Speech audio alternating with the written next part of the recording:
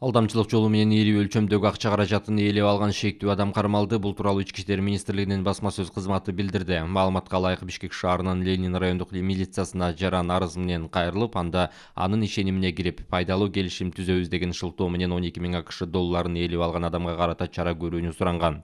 Аныкталгандай шектүү өзүнүн автоунаалары менен алектенген ишкер катары тааныштырып, Toyota Land Cruiser 200 үлгүсүндөгү автоунааны сатып алууну көздөп жатканын, бирок акча каражаты жетпей турганын айткан.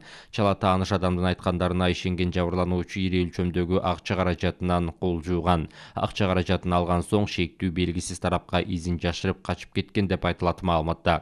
Аталган факты кылмыштардын жана жоруктардын бирдиктүү реестрине катталып, алдамчылык беренеси менен сотко чейинки өндүрүш катталды.